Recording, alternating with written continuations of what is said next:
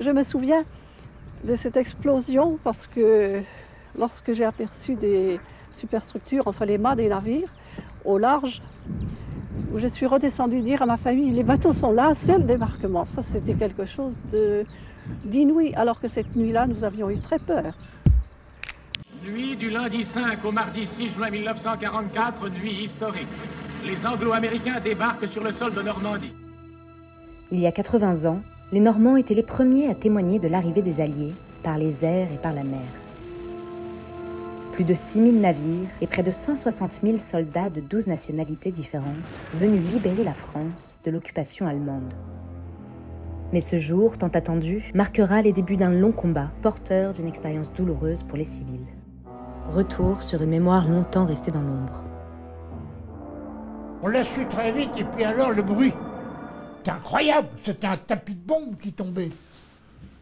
Ah oui, on entendait le canon d'ici, le canon des bateaux de guerre. C'est pas loin la côte.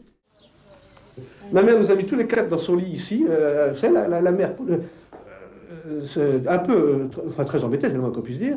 Et puis, à un moment donné, mon grand-père, qui était dans la chambre à côté, est venu lui dire, écoute, il faut que tu ouvres les fenêtres. Et elle est allée pour ouvrir la fenêtre, celle-ci. Et elle s'est précipitée à ce moment-là. La fenêtre s'est ouverte toute seule, sur elle. Hein, parce que la planche a été cassée. Et on a vu, moi, du lit, on a vu, des énormes gemmes de flammes, une odeur de poudre qui rentrait. Si vous voulez, il était tourné tout un chapeau de bombe dans le champ au bout, là.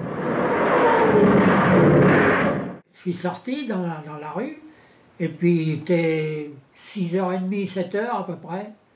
Il y a une voisine qui me dit, venez voir, il y a des bateaux, il y a des bateaux. Alors je suis allé chez elle, on est monté au 3e, et alors là on voyait bien la plage. Mais ce qu'on voyait, c'était les départs des obus. Ça faisait comme des étincelles. Ça faisait un éclair, paf. Alors ça perçait un peu le brouillard, et on s'est aperçu qu'il tirait sur nous.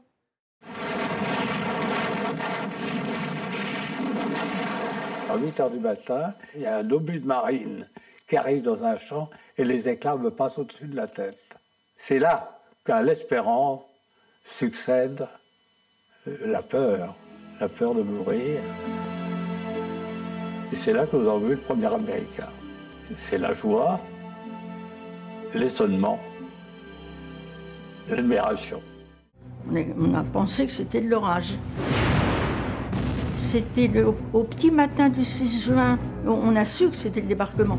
On ne pouvait pas penser qu'il nous arriverait des catastrophes pareilles, des massacres pareils. C'était le débarquement, tout le monde était heureux. Mais on savait bien que puisque ça se passait chez nous, qu'il faudrait qu'on traverse vraiment la guerre, la tourmente. Mais comment ?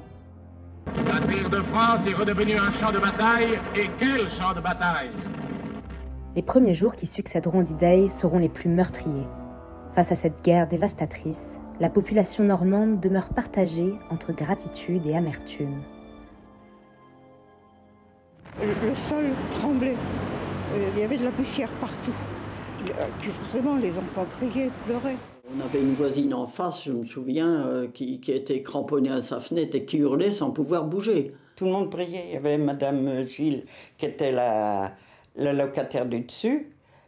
Elle priait comme nous, alors que c'était une femme qui ne priait pas.